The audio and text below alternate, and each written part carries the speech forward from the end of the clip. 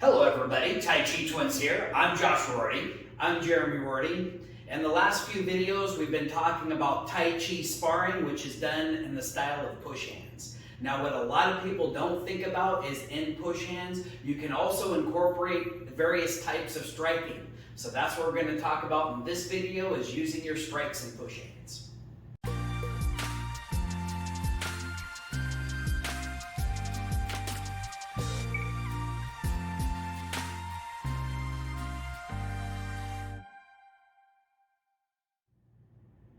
So the first thing I want to point out is even when you're doing regular push hands, you're practicing your strikes. When you do a push, for instance, that's really the same thing as doing a palm strike. But the palm strike, I initiate all of my power at the same time, as opposed to a push where I slowly incorporate my power over distance. So with that, pretty much any of the striking that you already do, you can use as a push.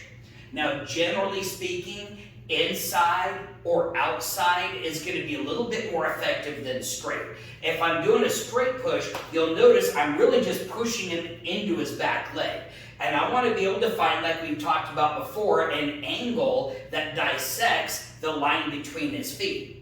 So for instance, I could certainly use an outside knife hand strike. Maybe we're in here and I've got my hand on the inside of his arm. I can then change my push even to his neck and push sideways. Notice I didn't come out and just knife hand strike his neck, but I did use the knife of my hand. Maybe I'm on the inside of this arm here. I could use my inside knife hand, or I could even use a ridge hand strike. Same thing on the side of his head or the side of his neck, and I can push. Notice how I'm going in a sideways direction compared to the line in his stance. There are a couple of more obscure pushing directions that you could definitely come into with your strikes. For instance, up. His head controls a lot of what his body is doing. So a common push is coming underneath the chin and pushing up and back. And you see how much that affected him. Now I could do that with an uppercut, and if we're doing this as regular push hands, this would kind of be a mean thing to do. But if we both agreed on the fact that we can do pushes, and I'm not actually striking him, but we're in here, we're moving our hands around, and I can get my hand to slip on the inside and come underneath, notice how I just elongated my power. I didn't put it all at his chin, but I kind of pushed up and past it. Backwards might also be a weird direction, but it could come into play. He gets a push on me, and I want to go back. I turn to redirect. Well, maybe at this point, he starts grabbing me and trying to push me back. I can use my elbow right here, and I can create a push that way. Again, as a strike, I would just initiate all my power at once. But what I did when he was up close, I just got my elbow against him, I leaned my body and pushed over the course of a distance, increasing my power.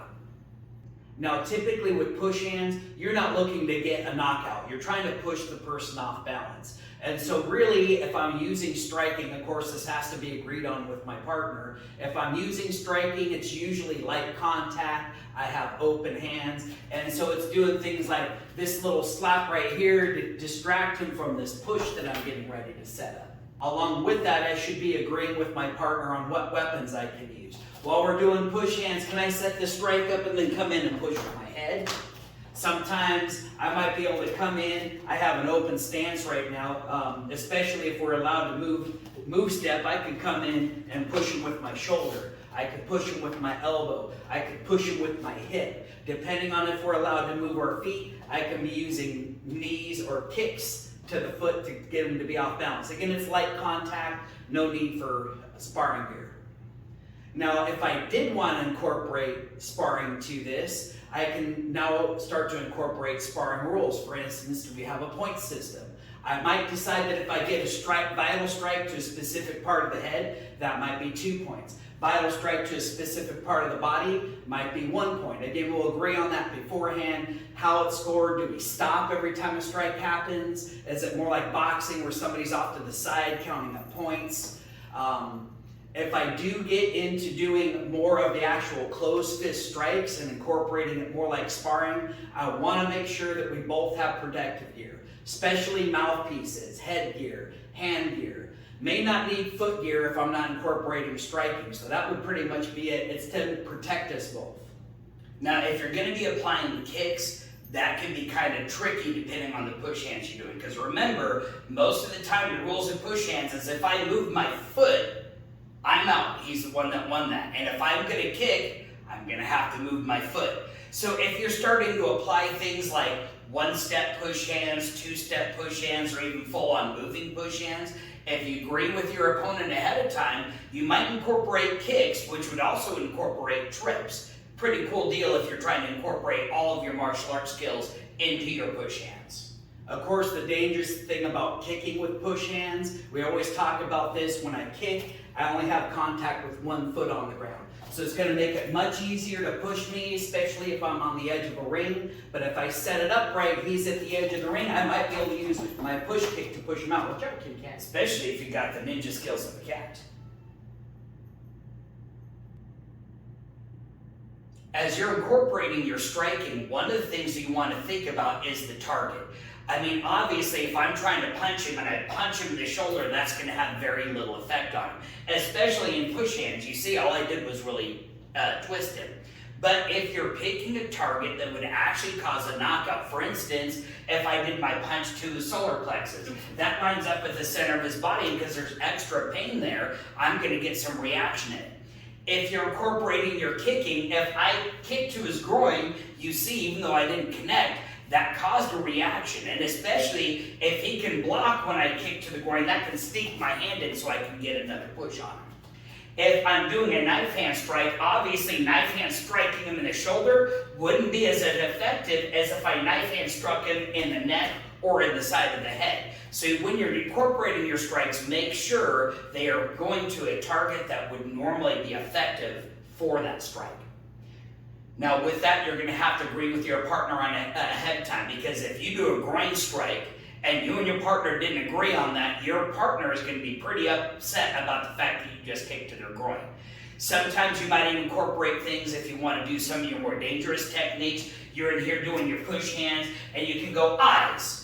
Notice I didn't actually poke him in the eyes. I just brought my fingers up and I said the word eyes. That way he knows what I was going for. I can be in here and I can go throat. Notice I didn't punch his throat. I just put my hand up there and I said throat. So sometimes you don't even have to make the connection, just the suggestion of that connection.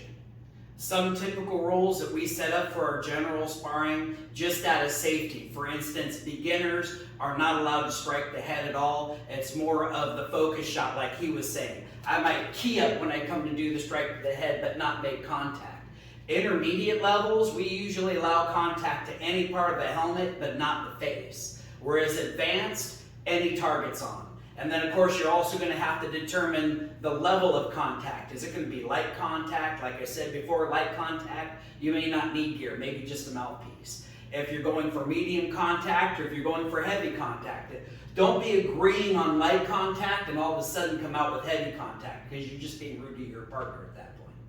As with any skill, it takes practice and proper training to get good at it. So make sure you look for a good school in your area. If you're in Southern Oregon, contact us for our locations and times. Thanks for watching our video. If you enjoyed it, like it and make sure to share that with a friend. Click the subscribe button and then hit that notification bell so you can catch our next exciting video.